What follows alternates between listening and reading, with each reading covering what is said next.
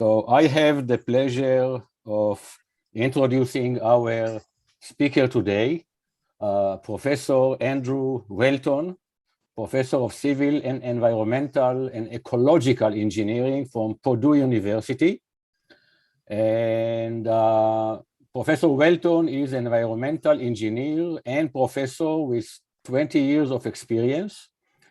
He is the director of a couple of important centers that work on issues of plumbing safety.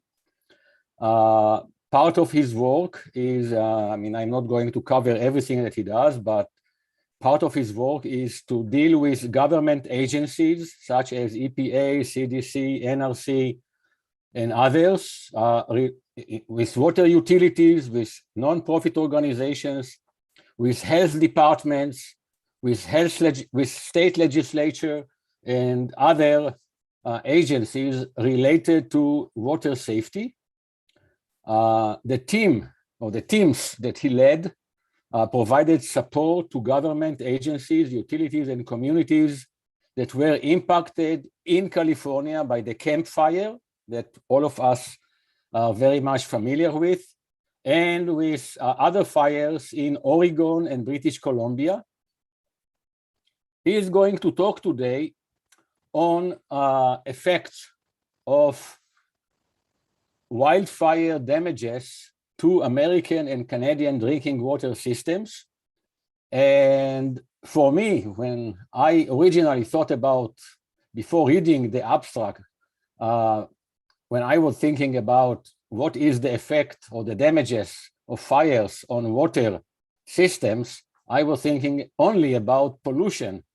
And this is a new angle to talk about damage of wildfires on the water system itself. With that, I will let Professor Welton start his presentation, and I will make myself quiet. Thank you, and Professor Welton, the floor is yours. Thank you so much. Thank you, Ariel, Mehdi, and John for the opportunity to be here, and for all of you out there also listening and watching. As Ariel mentioned, a lot of my work has focused on disasters and drinking water system response and recovery. I was looking back about 16 years ago. I was with the US Army, and that was what I did as my primary role and responsibility for garrison and deployed units. And so looking back and creating this presentation kind of allowed me to reflect on where we were and where we are today. And there's actually a lot of similarities.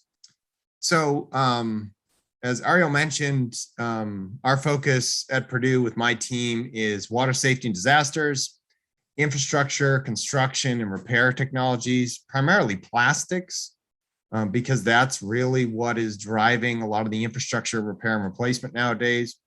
Instead of repairing 1 mile of pipe or replacing it, you can repair 10 miles of pipe for sometimes the same cost. And so a lot of politicians and infrastructure managers like to fix as much as they can with the limited resources they have. They're using plastics. And then there's another aspect of what we do, which is waste materials and solutions, where processes generate pollution or waste, and that's discarded, and that's money lost. And so finding alternative uses for those materials. But here, we're really going to focus on wildfire and fire damage to infrastructure systems. And this is, to put us all on the same page here, this is a typical public water system that is serving a community. And so we have a centralized treatment facility where the water is coming from wells or surface water, lakes and rivers, and it's being treated at a central location and then being distributed to different buildings throughout the community through buried piping systems. And these pipes, especially in California, can be like 6 feet below ground. They have fire hydrants that pop up out of the ground, and these are, of course, for fire safety purposes. But as you cross towards a building, you cross over this imaginary property line. And this imaginary property line, underneath that is a transition where that water becomes the responsibility of the property owner. So we have what's called a service line, a utility service line, a small diameter pipe that goes from the water main to the water meter, which the utility uses to track how much people use. So they can send out correct bills and set rates. And then the water line goes from that water meter into the building. And that's the property water line. And as you would expect, and you've probably seen these near the bus stops or outside the buildings or even where you live, apartment buildings or whatnot, if you look on the ground, sometimes you see this kind of inconspicuous box or plastic cover. That's sometimes a water meter. And so those are pretty close to the surface of the ground. Whereas these buried pipes beneath the street are like 6 feet down. When you get into buildings, there's generally about 5 to 10 times the amount of piping inside buildings lengthwise compared to what the utility has. So I think there's estimates of 5 to 10 million miles of building piping inside these buildings just for drinking water nationwide, which is quite a lot. Now, when we have fires can occur in structures, just can be structure fires like stovetop fire, or they can be wildfires where they're burning the property and other shrubbery and such around the area. But they can also cause damage to water meters because those are close to the surface, and fire hydrants in the buildings themselves. So historically, what people have thought about is, as Ariel mentioned, mostly air pollution and particulate concerns. But there have been water contamination concerns associated with it. It's just not until 2017 somebody has started looking at it. And this happened in Santa Rosa. So, in 2021, this year, we got 6.5 million acres burned in the US. Some of you have probably know people that were impacted by these fires, and I'm sorry. Some of you probably know about fires in communities that were impacted that are not shown on this slide here. And the fact of the matter is we really don't track publicly all the communities that are impacted by these fires. And fires aren't just an American thing or a California thing or even a Canadian thing. They've been happening in Russia, they've been happening in Greece and Turkey and elsewhere. And so all these other communities, across the globe that are impacted by fires probably are experiencing the same type of issues that we're experiencing here. They just haven't done the testing yet to know. Now, I titled the talk, Science and Policy. And years ago, I never would have used this word at all. I understand you're in the School of Public Policy. And that's one of the things that drew me to this seminar. So policy to me is basically Merriam-Webster's approach to it, which is basically making decisions using information given at the time that you're making the decision. So you make the best decision you can, considering not just the science, but also the political ramifications, the financial ramifications, these other considerations. In policy, whether you know it or not, is sometimes directly made or indirectly made. And we're going to see some examples of indirect policy decisions that actually prompted significant, public health concerns. So year ago, over 10 million acres was burned in the United States, pretty significant year. 4 of the 5 largest wildfires at that time occurred in 2020. The 2 of the fires that I was involved with initially was the Tubbs fire and then the Camp Fire in 2018. And the Tubbs fire really was, City of Santa Rosa called me up and said they had about 7 miles of piping damaged. They had contamination. They've been flushing their buried water distribution system and couldn't get the contamination out for 3 months. And they want to know how much longer they had to keep flushing. As it turns out, they had hazardous waste scale contamination in their system that had been sucked up into their plastic piping and was leaching out over time. And so they were just never going to be able to do that. They had to remove and replace it. But, unfortunately, there were the incident in the Tubbs fire, and then there was another incident in the Camp Fire, which you probably know about. And that was one of the incidents that we got called into, primarily because we helped out Santa Rosa understand that they can't flush their way out of this. They actually have to repair and replace buried piping infrastructure. And so we got called in there and helped the utility out. and I'll share some evidence and information there. But when we showed up, we saw significant destruction of not only properties and people's livelihoods, but buildings and water infrastructure materials and tanks and pipes. And this is just some examples here. This black pipe is a drinking water, high density polyethylene plastic pipe. And this plastic here was another piece of infrastructure that melted and flowed down the pipe to a point where it cooled and then resolidified. This down here is a water meter, a plastic water meter. And then you can see like some other plastic drinking water pipes here as well. In the campfire, there was a number of things that happened, but a lot of indirect policy was made, and I'll share some information. So the campfire, as you know, occurred in November of 2018. You may have heard a lot about Paradise, California. That's only one small part of the area that was affected. There were a number of other water systems that were affected that were serving different communities. And these had anywhere between 25 people to 11,000 people that were served. Many of them lost homes. The first response was to issue a boil water advisory by the state. And that was because if you lose pressure, the theory is that bacteria will then come into the pipes because they're not pressurized anymore to keep the bacteria out. And that's generally what people had done in the past. And there were also people that were impacted by private wells. They had private wells. They weren't receiving water from a large public water system. So we got called in February of 2019. We showed up, and basically the state, the federal agencies, the town, CAL FIRE, a number of different utilities were all present, and they didn't necessarily know what to do. They were overwhelmed by the destruction of the community in the area. The campfire didn't just affect Paradise, and it had a multiple consequences of the disaster. So there was displacement, there were fatalities, there were disaster debris, there were impassable roads because trees were down. In Paradise, they had a tank farm where the propane tanks blew up during the fire. And so there was just a multiple hazard situation there. So we went in and we kind of helped them figure out what to do. The first thing that we recommended was, you need to find out what's in the water. 3 or 4 months after the fire, they hadn't actually really taken many water samples. So we told them, find out what's in the water. We had been talking with the state beforehand, and the state engineers that were leading the response didn't know what questions to be asking the laboratory to find out what chemicals were in the water.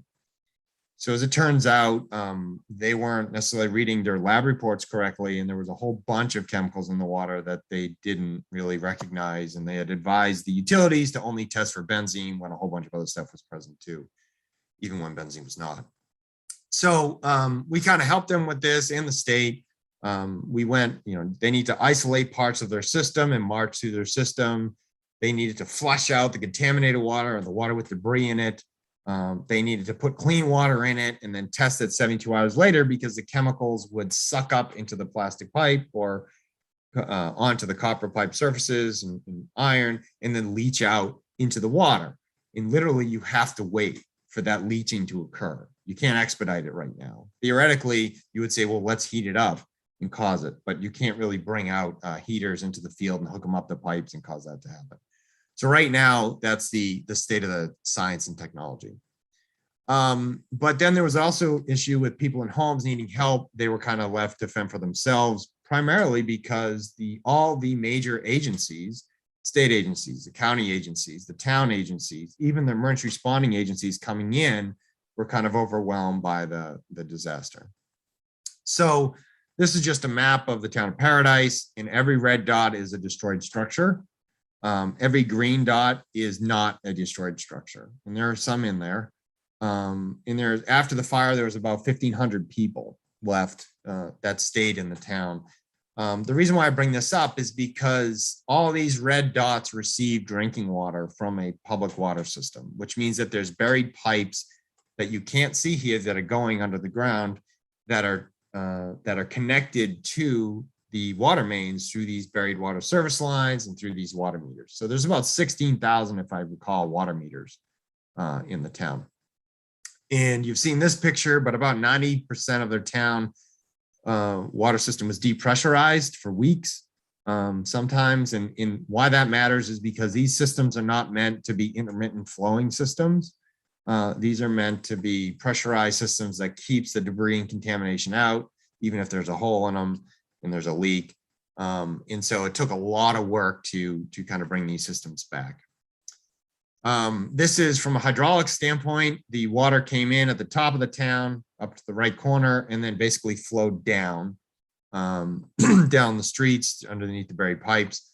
Much of their distribution system was made of PVC pipe, and this is 6 feet below the ground. This was all repaired and replaced in the last like 10 years before the fire. And then a lot of their service connections, there was about 10,600 service lines, or those pipes that go from the water main to the building. And a lot of them were plastic, high density polyethylene, polybutylene, but some also were metals. So there was about 11,000 pictures like this. And as you're probably familiar with, a lot of wildfires can happen. You can have this. So if you can probably see in the back, there's a nice new fence in the neighboring home that wasn't really affected, but this area here in this property was affected. So it kind of you can have like a checkerboard approach in terms of property damage. Now, what I want to talk about policy is that the campfire and the consequences that were associated with it basically instituted state policy with how responses occur for protecting public health. So there's 2 utilities I'm going to talk about. One is called the Paradise Irrigation District, or PID, and the other utility is called Delaware Water Company, or DOWC. And they were next to each other, so like 2 miles away from each other, and they were both impacted by the fire. So when the fire arrived, BWAs were issued, or boil water advisories, and this is standard post-fire. Delaware Water Company, about 8 days later, lifted their advisory and told people that the water was safe to use because it was not bacterial contaminated. But for some reason, they took water samples and looked for benzene on December 5th. They waited 2 weeks for the laboratory to get them results. So you can actually get chemical laboratory testing data faster than 2 weeks, but you have to pay more for it. And I would say many engineers who practice, standard regulatory compliance may not know that. And a lot of people with that experience were kind of involved in this response. So DOWC waited 14 days, got the results, and they found out that benzene actually was present in their drinking water distribution systems in 2 of the 3 systems. So once Paradise heard about that, Paradise issued and created their own do not drink, do not boil advisory for their, theoretically 23,000 customers, and said, don't drink the water, don't boil it, because there's benzene in there, and the VOCs would then evaporate and go into the air, and you'll be exposed to them even if you try to boil it. So at that time, evacuation orders were lifted by the sheriff, and people started coming back in. And so you had people that were living, 2 miles away, had contaminated water. In Paradise, didn't have any data to show that contaminated water, but they issued an advisory. So about 4 days later, the state came out publicly and issued a press release and said that if there's smell in your water, contact the water company and don't use it. But basically, if your water doesn't smell funny, it's fine. And then on January 9th, there was confusion. And so the state came out with another press release and said, no state mandated order prohibiting drinking from Delaware Water Company water at this time. But if there's odors, then contact the water supplier. And why this matters here is because Delaware Water Company customers were basically told to use the water. It's safe, when in fact, they never issued an advisory warning people not to use it. And the assumption here was that if the water doesn't smell funny, it's safe. So on January 11th, the state updated their notice on January 24th and basically said, oh, we've found benzene both in Delaware Water Company water and Paradise now. We know that there's two different approaches to this. People are being allowed to drink this water and not drink this water, and we approve them both. Then the state tested water from a location in Paradise and found 2,217 parts per billion of benzene in the water. 500 parts per billion of benzene in the water is the RCRA hazardous waste limit in the United States. So this basically reaffirmed Paradise Irrigation District's approach to protection of not drinking and not using the water. And so all eyes then went to Delaware Water Company, and the state then came out with a policy statement that said Delaware Water Company actually never found contamination in their system, which is incorrect. I sent them an email. And then later on that day, they revised it and they said, okay, they did find it one time, but it's not found anymore. Well, this is all policy. And the reason why I say it's policy is because people are making decisions about what they do with the water, how they interact with the water. You know, should they live in the house? Should they live in a hotel? Insurance companies are making decisions. Well, Delaware Water Company never said that their water was contaminated, so get back in your house. And, you know, you can't have additional living expenses and live in a hotel this time. You have safe water, even though in fact it wasn't safe. So basically the state really wanted Paradise Irrigation District to focus on only testing for benzene. So Paradise was testing for everything because we told them to test for everything, because we didn't believe that benzene only testing, benzene was the only chemical they had to worry about, and benzene was the indicator for all other chemicals. So we told them to look for everything. They did. They found chemicals that exceeded acute health limits when benzene wasn't present. And so that was a problem because they were able to find it. But Delaware Water Company wasn't doing that because the state was telling them only look for benzene. And it's a lot cheaper to look for benzene. You could test for, you know, $100 instead of $250 a sample. So the local health department basically had enough in March 19th, and they issued a policy statement that basically said nobody in the county basically should be using the water for these purposes. And they, talking with me, took a lot of flack from the state for that because the state was managing the response and didn't like the consequences of that. Well, as it turns out, there was another study that was conducted by California Department of Public Health where they took that excessively contaminated water from Paradise and they did an odor study and had people smell it to see if odor was an appropriate indicator of contamination. And I would never, ever recommend that study again, and I never recommended it to begin with, but they concluded that, yeah, you shouldn't be smelling the water to determine if it's safe. On April 10th, the state then updated their advisory for the utility and said, yes, there's benzene in the water for this private water company, but there's no limits on use. Well, what you don't see is, one, the state comes out again, a state agency and toxicologists say 26 part per billion of benzene is a short-term exposure limit for children, and you'll potentially see blood chemistry changes by that exposure. And later on, the Delaware Water Company finds 530 parts per billion of benzene in the water. And again, doesn't issue a warning to its population. So here what we see is the tale of a Paradise Irrigation District and a private water company proceeding, interacting with state agencies, interacting with county agencies, and there's a number of things that happen here. That's policy being made real time.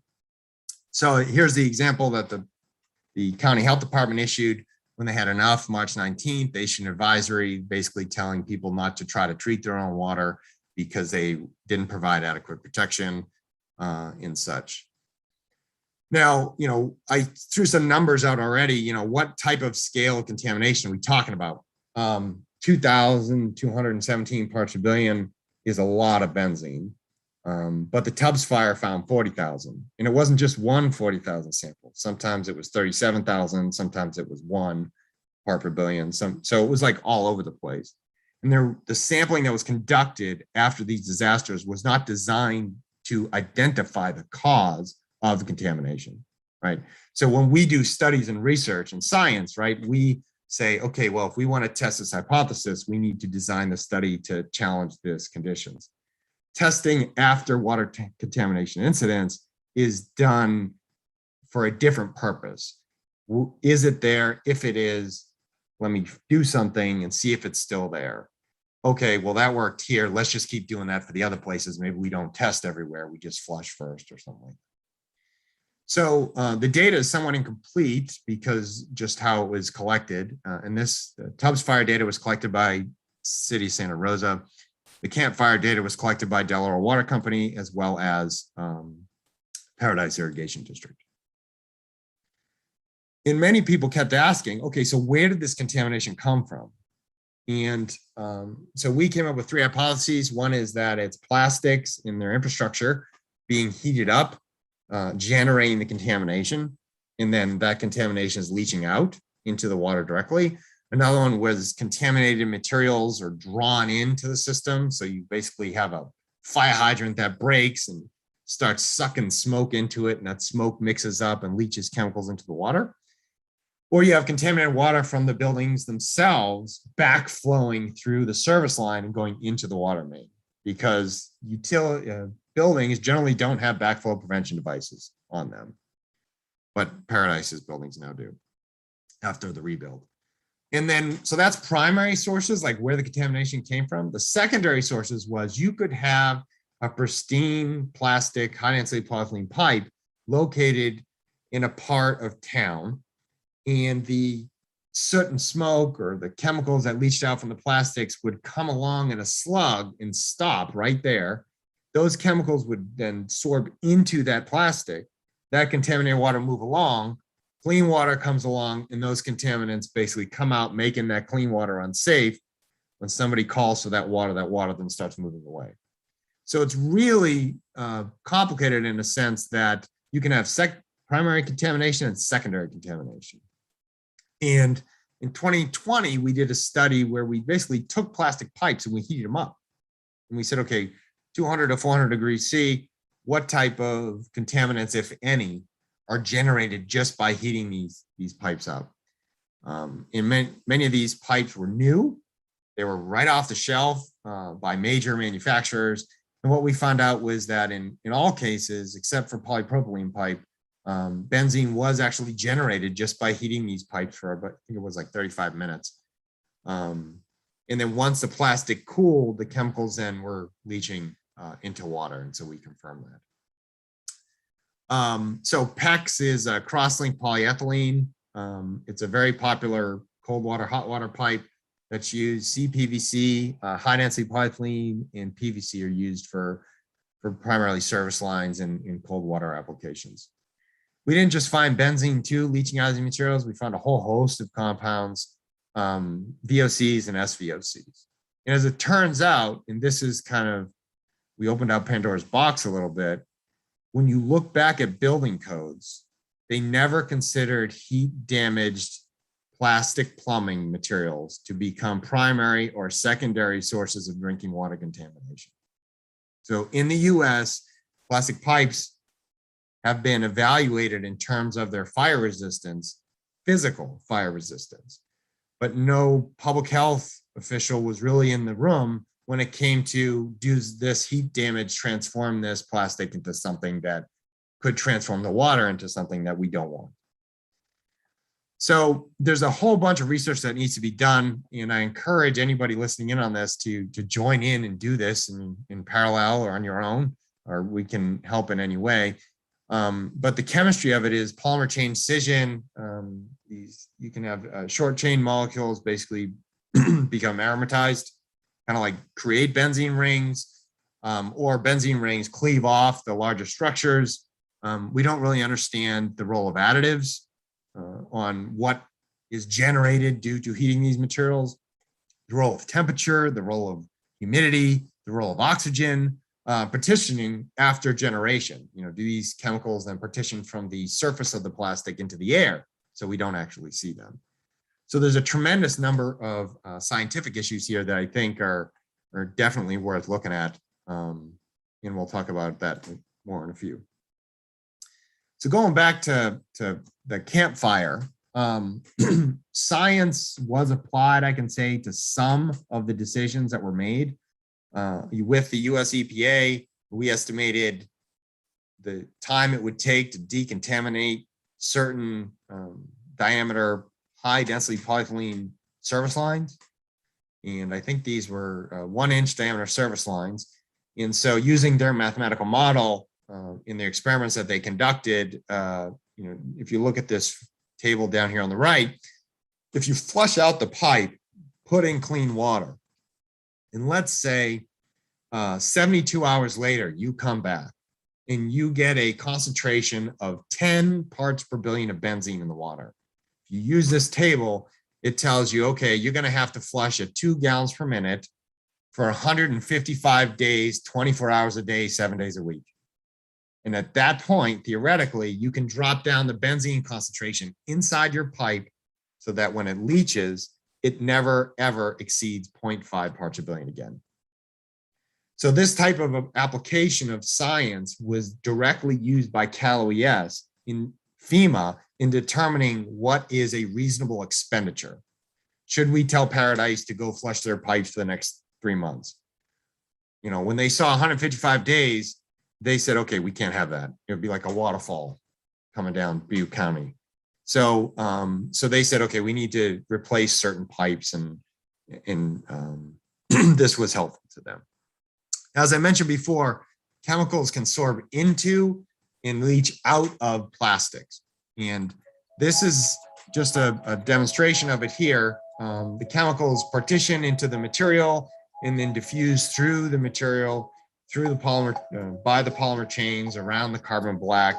And the longer you have contamination that sits there, the more material will diffuse into the plastic. So it's really important to get the contamination water out as fast as possible.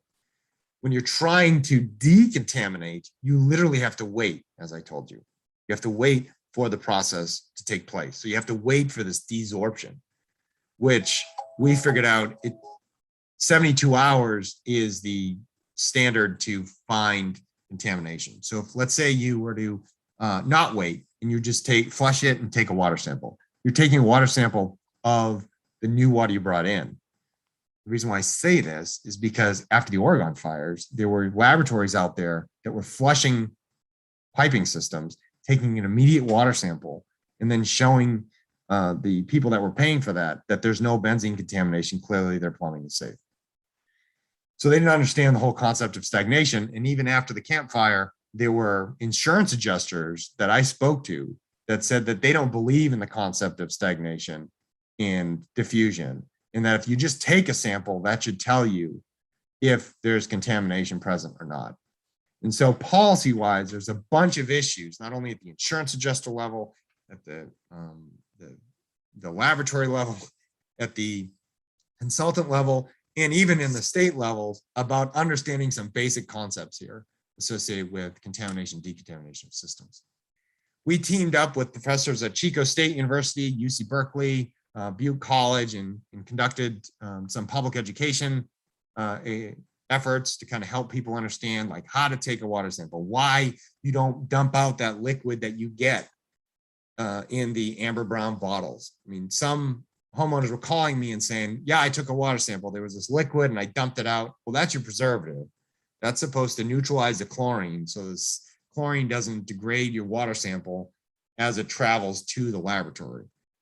Well, there was a whole bunch of policy and kind of operational issues that were kind of overlooked in response here, and still kind of overlooked. There was a professor at University of California, San Francisco that got some funding from NIH and did some testing in homes about 11 months later after the fire. We had told Cal OES 8 months before that they needed to go test now and fund the testing now. They did not. She went to the federal agencies, she got some money, and she found benzene actually was present in 2 of the homes that she went to. Why that's important? Well, 11 months later, there's still contamination in homes in a community impacted by fire. Now, it's not 125 out of 125, it's 2. But the fact of the matter is that the number of homes and how they were selected was not statistically representative. So we don't know if this under or overestimates it. After the campfire, we went in and we looked at water safety attitudes. Many people were simply overwhelmed as they were rebuilding their sheds out back and having the insurance adjuster there, or they were trying to get their kids into school, or just trying to pick up their lives and put their house back together so they could sell it. There was no one-stop shop for them to understand what to do with water. They didn't understand water use restrictions. They didn't understand why somebody's mother who lived on Del Oro Water Company, where they definitely had benzene contamination because Del Oro was posting the data online, wasn't being told not to use the water, and they were. And so they didn't understand water use restrictions, plumbing, sampling, and testing. They didn't understand where to take samples, how many samples. Laboratories were calling them and telling them benzene only testing was appropriate because the state was saying benzene only testing is appropriate, and the laboratories are certified by the state. Plumbing decontamination methods, they didn't really understand how to clean their plumbing or if they could be cleaned. Many people were buying water tanks on their own, even if their insurance companies weren't supporting it. They were installing it, but you need a permit to put a foundation footer in so that the tank doesn't sink into the ground. In-home treatment devices and selection and maintenance, many people started buying their own, installing them. Culligan was out there. I think they sold a couple $1 million worth of systems. They were telling everybody, based on my experiences with them, that their systems would definitely remove all the contamination. When we talked to them, however, they thought only 2 parts per billion of benzene was in the water. So they had installed in whole house systems for like $3,000 to $8,000 a pop. And the insurance companies liked that because they could push people back into their homes and not pay the hotel bills and all that kind of extra expenses. Plumbing design and material selection, people were asking about that as well. Like they didn't understand which materials they might want to select in terms of that. One of the issues that did pop up was a policy decision by the state to tell people that they should treat their own water. And this was done at a public meeting. The preliminary evidence that we had using just a filter that we bought off the shelf that people were using to treat their own water showed that, one, they're not designed to treat this extensively contaminated water, and two, it could actually pose a health risk. And so a lot of decisions post-disaster, in my experience, not just in California, but elsewhere, when you look deeply at the statements that are made and the decisions that are made, there may not be any evidence supporting that approach. But because there's no evidence, there's no direct challenge to it at the time for the best interests of the public. And so that's a policy issue. Citizens, as I mentioned before, there were some issues after the campfire with what people were told.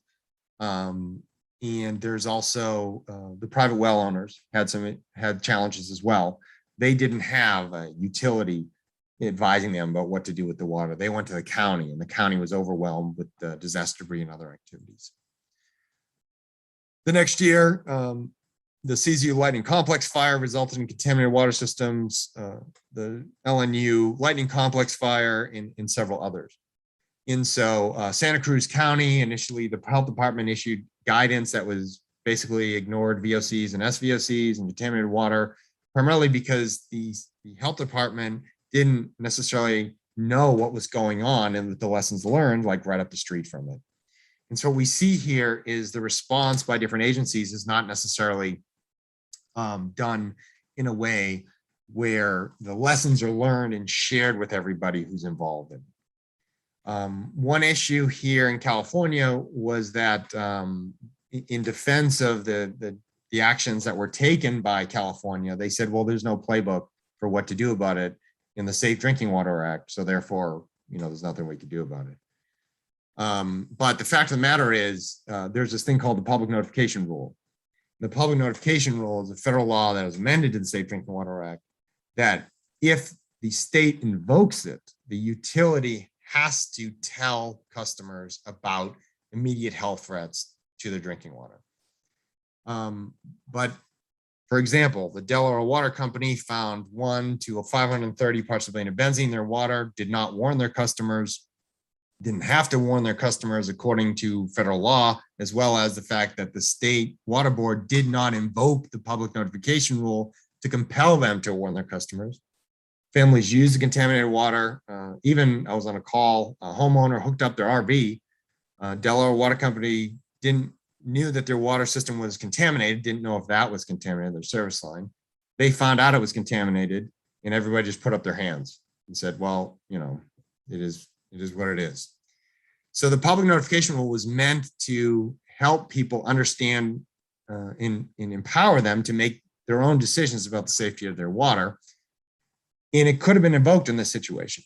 In other situations where a tier 1 violation is immediate notice within 24 hours, and you're allowed to invoke this for other violations or situations determined by the primacy agency. So here again, the state, regardless of whether it's California or Oregon or any other state, would need to explicitly say, we're invoking the other violations or situations clause in the public notification rule. We are compelling you to notify people. So they chose not to do it. And since then, to my knowledge, it hasn't happened. There's been no invocation of the public notification rule, but certainly this would improve transparency. I have a few more slides. You know, right up north of California, of course, there's Oregon. And in 2020, they had their own fires. And some of the data that they sent us and we reviewed showed that benzene wasn't the indicator of contamination. In some cases, they exceeded drinking water acute exposure limits, as well as these chronic MCL exposure limits when there was no benzene present. And so, you know, right now, scientifically, we're trying to figure out, okay, where are all these chemicals coming from? Where are they most likely coming from? And are there any like broad decisions that we can make associated with them? There's at least, I think, 15 water systems now that have been contaminated post-fire. And benzene is the most commonly looked for chemical. There are utilities, for example, in Oregon that never look for anything other than BTEX, benzene, toluene, benzene, xylene, because they were getting advice from people that were telling them that this is the state of the science, which is an issue. So what's next? First of all, this pipe was exhumed this year from a drinking water system in California. This is a PVC drinking water pipe, or used to be. It's part of it. You can see it melted. There's research and policy needs that were identified in 2019 after the Camp Fire. Many of those haven't been acted upon yet by state agencies or federal agencies. They're talking about it, but if you want to basically protect public health and help communities more rapidly recover, people need to start paying attention to, you know, the National Academy of Sciences advice. FEMA, because they were involved in the Camp Fire so heavily, they actually came up with a policy statement now that says utilities can get, and public entities can get money to address vulnerabilities to their water system. And they have a policy statement. So this is actually policy that came out because of the Camp Fire and the drinking water system contamination that was there. At Purdue, because we got so many requests for public health official guidance and you know what to do, like tell me what to do. We created 2 one-page inspection and water testing guidance sheets for buildings and wells as well. And then Oregon Health Authority, and even US EPA headquarters came out with guidance on what to do after fires as well. So, you know, the bottom line is plastic use is growing. Plastics are in water pipes, they're in gaskets, even copper piping systems have gaskets in them. Water meters, valves, faucet connectors, appliance lines, fixture components, shower hoses, pipes, tank linings, well casings, water softeners because they have resin, water heaters because they have dip tubes and they're generally plastic, membranes. I mean, when you go home, take a look at your faucet or, you know, look underneath the sink. A lot of that is plastic. And even the shiny stuff on the outside sometimes is just a sheet for the plastic that's inside. Not considered in building codes is how heat damaged plastics can become generators of contamination or secondary sources of contamination. And we need a lot more people working on this. So we created a free online course at Purdue that you can watch and participate in. It was offered in summer 2021. It's going to be offered this summer. You just click on the link and go in and check it out. The purpose of this is to bring up the baseline level of knowledge about plastics in infrastructure, the environment, and public health. So this isn't a wildfire course. You mentioned wildfires, but it teaches you the basics. It doesn't teach you, the synthesis process to create a certain type of plastic and what you do with that. It teaches you the awareness of that process and those processes and how that may affect end use properties, but it's not like a polymer chemistry synthesis course. And if you're looking for impact, this is what I'd recommend you check out. So, take a look at, what conditions prompt drinking water system contamination caused by plastics. How do you clean it? What do you do about it? And then what do we do in the meantime while we're trying to repair the systems? And ultimately, for the practice engineers out there and scientists that are going to be called tomorrow about these issues, how do we train you to be in a better position to make those decisions so that you can help your community? There's been a lot of people that made this possible, a lot of this work, and I want to say thank you to them. And I want to say thank you all for the opportunity to be here to talk with you, and I'm happy to answer any questions that you may have. Thanks, Andy. This is amazing research and very useful.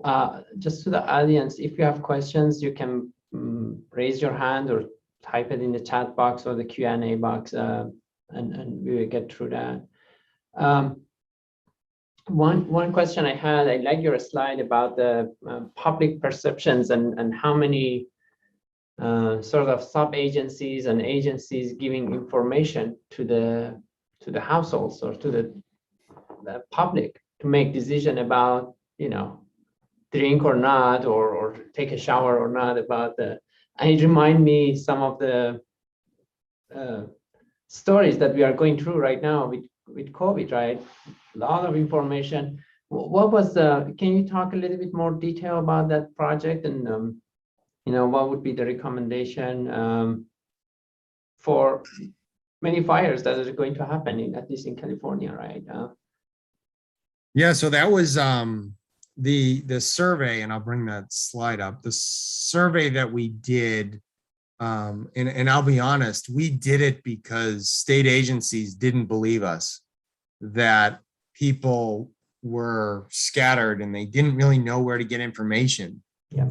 And they, I would get emails from people saying like, well, the state said this, and the state would people would forward me the email from a state agency person saying one thing when somebody else at the state agency was telling their neighbor something else. And I was like, this can't continue. Like, I can't keep getting emails and trying to put out all these fires. So we did this survey to try to figure out what was going on. And we came up with this map, this communications map. And we understand now, like, why people were so confused. So it was important for us. It was personally important because I was trying to figure out why things were the way they were. Right? In engineering, we want to figure out the system. Like, so why is it working like this? And then how do you realign it so that it supports the objective that you really want?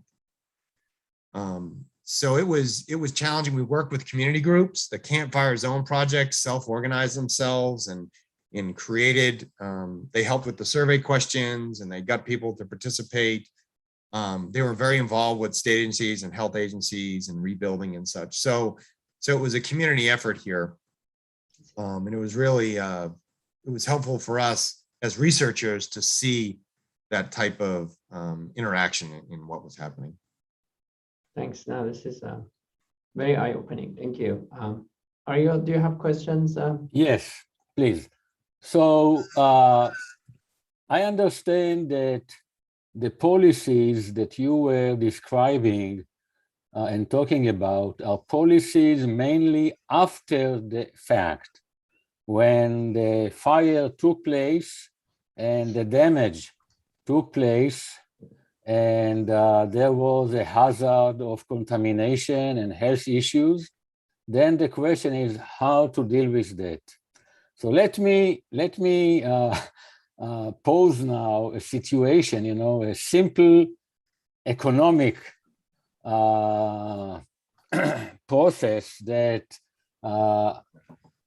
what if instead of continuing with the same, let's call it the policy or the standards of burying the pipes 60 inches below the ground, a new policy, and again, I don't know what is the value, but a new policy would be in effect where, let's say, just for the sake of the question, the pipes, the plastic pipes have to be buried 2 feet or 3 feet underground to prevent or minimize the damage and the hazards, the health hazards from the contamination.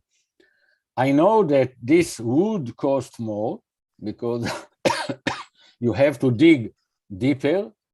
But the question is, what is the cost-benefit ratio between having a deeper depth of the pipes to preventing the pipes from being melted and creating the chemical hazards?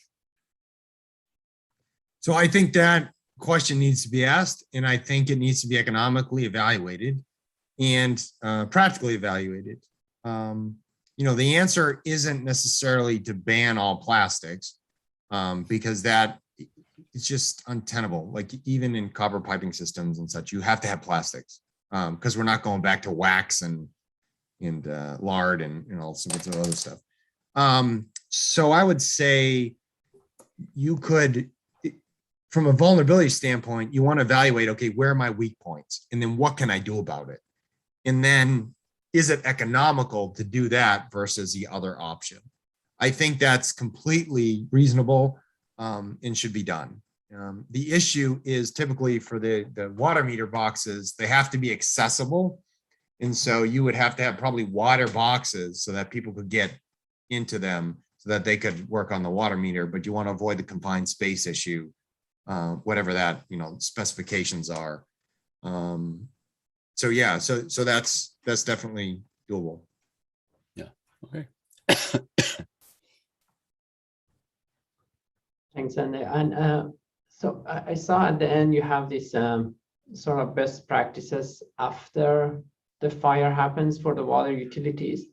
Do you have any sort of information for in preparation for what, let's say a water utility that is in, they see themselves going into this probably sometime in the future, what they can do now to minimize the impacts? Is that clear what I'm asking? Yes. So I'm going to stop sharing and bring up something real quick. And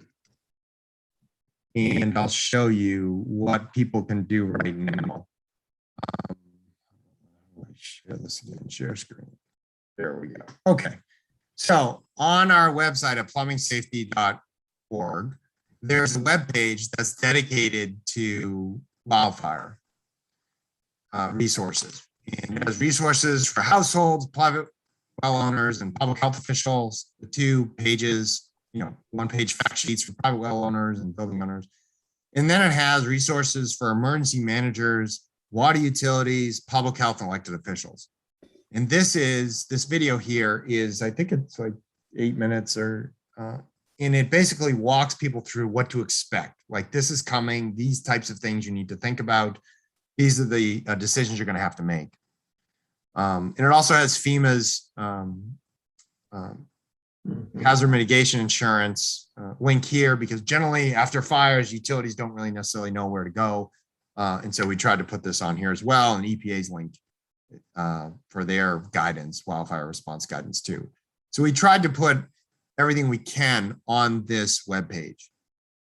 That's perfect. Thank you. And would you mind just posting the link? I mean, in the chat box, so people have Yes. access to I'll that. do that. Thank you. I don't see any. I think there was one question about pipe thickness and Sometimes you do. So there's a person asking about how much the thickness of the pipes affect the issue. I know sometimes the issue in the city is to chip out the piping size, which can create some problems. And then there's another question, just I'm going to ask that, why did California advise residents to treat their own water? Which, you know, feel free if you don't want to answer that. But yeah, go ahead. All right. so I'm happy to answer both. Yes. The first one, I don't know how much thickness of pipes affected the issues it faced.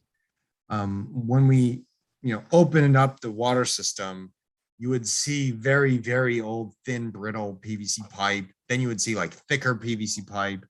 And so it's PVC pipe from potentially different manufacturers, different years. And then the same thing for polyethylene, polybutylene pipe. So nobody's really looked at that, to my knowledge, about the role of thickness on, contaminant generation. Why did California advise residents to treat their own water? I do not have firsthand knowledge of why, except the person that led that charge told me that it was going to be less expensive if people could treat their own water at home, which I don't disagree with. But if they could treat their own water at home safely was my concern. And so often what happens after disasters is people invoke National Sanitation Foundation International Certified Devices as the gold standard. But after disasters, those aren't standard conditions. Like the highest level of device challenge, I think, was maybe 10 parts per billion of benzene. The devices are approved to remove below, drinking water standards. And they could be challenged anywhere from, 1 to 40,000. So I think what has to happen in those situations is scientists and public health officials and engineers need to recognize what devices are specified for, and then what they're actually being used for. And I think that's often lost. People after disasters think that the information that's being given to them is wholeheartedly based on like evidence. But after disasters, unfortunately, the ones that I've been involved with, drinking water systems, it's not. Thanks very much. We are right at 1 p.m. I want to thank you for presenting. There's a lot of information here. We are going to post a link to the video so people can watch and come back with questions. Also thank the audience. Our next webinar would be on Colorado River and water and the role of tribes and Native Americans. Please tune in for the next seminar. Thanks very much, Andy. We appreciate it. Happy to be here. Thanks for the invitation. Yeah, Thank you very much, Andrew, and good luck in the future with the wildfires. Well, there's a lot of space, so I look forward to working with all of you. Yes.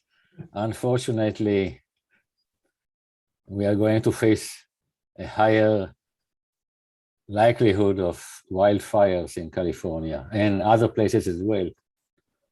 Yeah. Right. But this is a very important job that you and your group are doing. Yes. A lot of other people are involved. Yeah. We're Yes, just happy yes. to work with them. Yeah. Okay, good. Have a great day, everyone.